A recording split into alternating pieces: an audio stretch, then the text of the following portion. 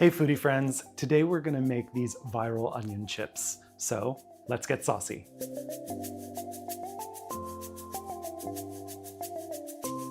All right, foodie friends, I've seen this recipe a couple of times, a couple of different ways. It's really customizable. That's what I like about it. So let's get right in. First, right here, I have some onion that I sliced really thin on my mandolin. Now, you could do that with a knife if you don't have a mandolin. Just make sure you're getting them as thin as you possibly can. And you also want them to stay together. You don't want them coming apart, right? You don't want separate little rings. You want to try to keep them together as best as possible. You can fix them when you put them on the tray.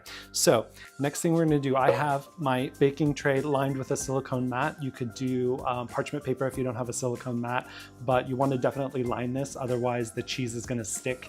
We're going to put a layer of cheese down that's going to stick. You won't be able to get them off. So I am going to add to this some Parmesan cheese.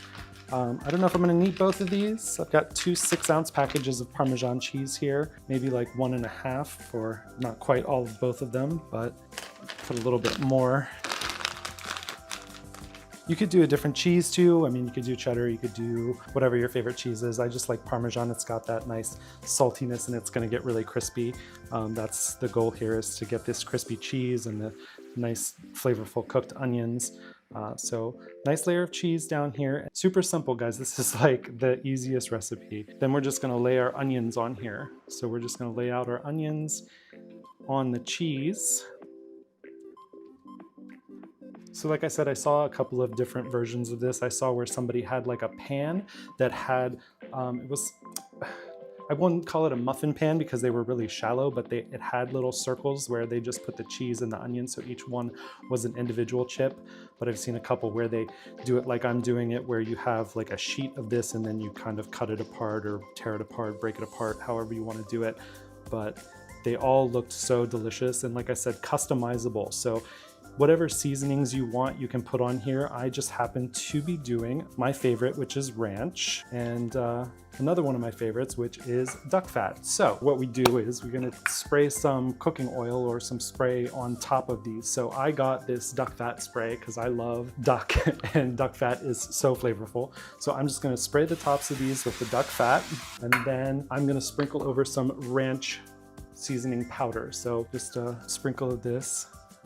And this doesn't have salt or pepper in it, so I am gonna add a little bit of salt and pepper to this as well. Again, this cheese, Parmesan, obviously is quite salty, so I don't wanna add too much salt, but I do wanna put a little bit since this powder doesn't have any salt, actual salt in it. So there's our ranch, a little light sprinkling of some salt, and some cracked black pepper. And then, because I had the extra cheese left over, why not put a little bit more cheese on top, right? So I'll just sprinkle a little bit more of the cheese on top of these. I saw somebody the other day who did this and did like a pizza version, so they added some pepperoni to this. That would be delicious. But we're just going with the onions and cheese to make these onion chips today. So, all right, so I've already got my oven preheating at 400 degrees. So these are gonna go in there for about 15 to 18, 20-ish minutes, just until the cheese gets melted and browned around the edges and the onions cook a little bit. You know, we want them to soften up a bit and not have that really raw oniony bite. So once these are done and out of the oven, we're gonna have to let them cool for a few minutes and that'll help the cheese get crispy again. And so when we come back, we'll be ready to give these a taste and see how amazing they are. All right, foodie friends, our onions are done. So they look really delicious. I will say maybe I needed to give them more time. They were actually in the oven for about 18, 19 minutes. Probably could have gone like more to 20 to 22. They're not as crunchy as I would like them, but they still, I think, are gonna be absolutely delicious. I'm gonna try one by itself. It is really good. The onion is sweet. That ranch powder on there, so much flavor. You do get the crispy cheese around the edge, which is nice. I'm gonna try it with some dip. I've got a little bit of ranch dressing because it's got ranch on it, so why not extra ranch?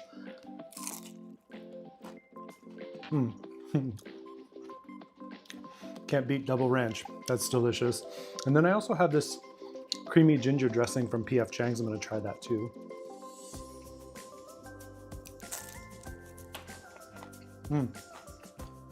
That's good. But I think just by itself or with the ranch is probably better. I also do want to make a quick correction. I looked back at my ranch seasoning and there is salt in there, but it's not a lot, so that little extra salt that we added definitely didn't make this too salty. But again, like I said, if I make these another time, which I probably will because they're so good, I'll probably just give it some more time. See, I didn't want the cheese around the edge to burn. It's got a nice golden brown, but I think that if I'd left it in there for maybe another 4 minutes, maybe the bottoms would have gotten a little bit crunchier. Or if I did it on parchment instead of the silicone mat, because I think it would get more heat at the bottom. But these are still delicious. If you love onion rings, you will absolutely love these. Hey, foodie friends, I'm gonna interrupt myself real quick here and just say I couldn't leave well enough alone, so I went away for a while and I came back and I decided to take these and throw them in a nonstick skillet and cook them a little bit longer. So you can see now the bottom is nice and brown. Now they're still not super crispy. The edges are a little more crispy, but again, time. I think I was so worried about taking them out before the cheese burned that I just didn't give them enough time. So, but you will want to make these because they are delicious.